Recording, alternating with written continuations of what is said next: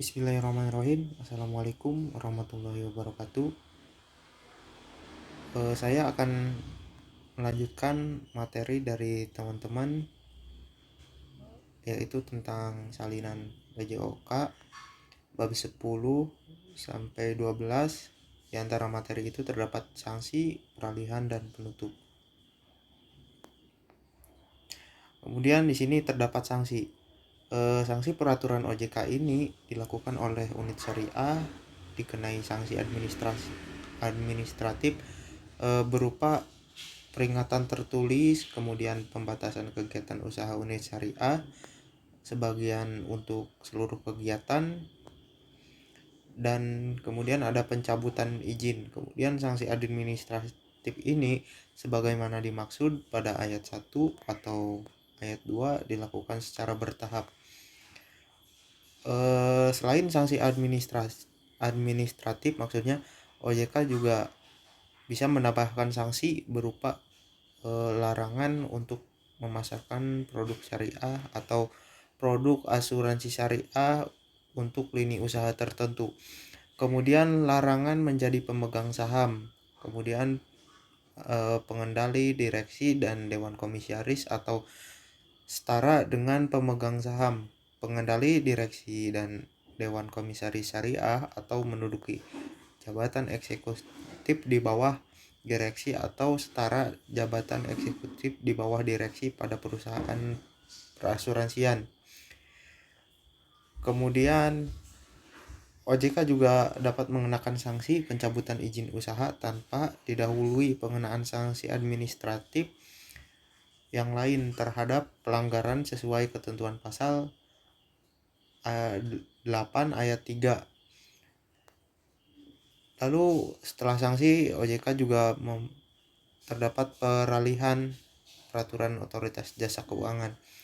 Di antaranya yang pertama, perusahaan asuransi umum yang telah menyelenggarakan kegiatan usaha asuransi kredit dan surat SIP sebelum berlakunya peraturan OJK ini wajib melakukan penyesuaian terhadap ketentuan dalam peraturan OJK paling lama 1 tahun sejak peraturan OJK ini ditetapkan.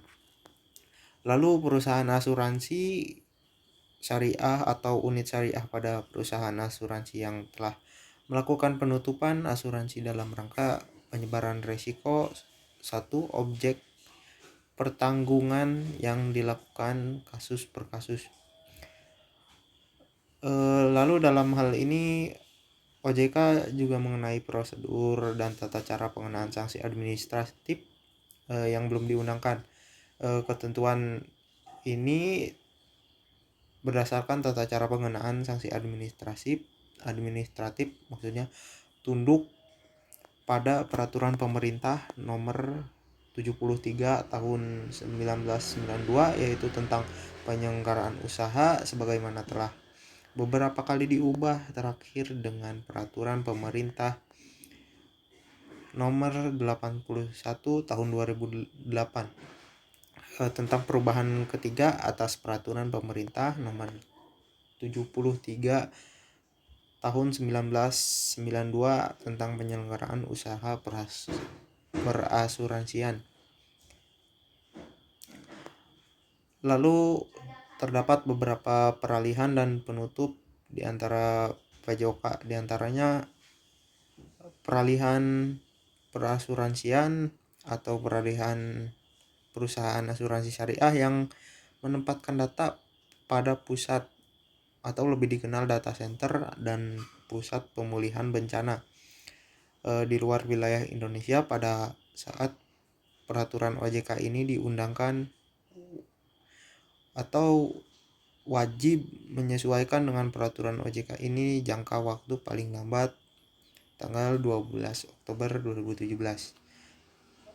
Kemudian terdapat penutup. Dalam hal ini peraturan OJK mulai berlaku pada tanggal diundangkan agar setiap orang mengetahuinya, memerintahkan perundangan peraturan OJK dengan menempatkan dalam lembaran negara Republik Indonesia. Sekian presentasi dari saya. Kurang lebihnya mohon maaf. Bila kita taufiq wal hidayah. Wassalamualaikum warahmatullahi wabarakatuh.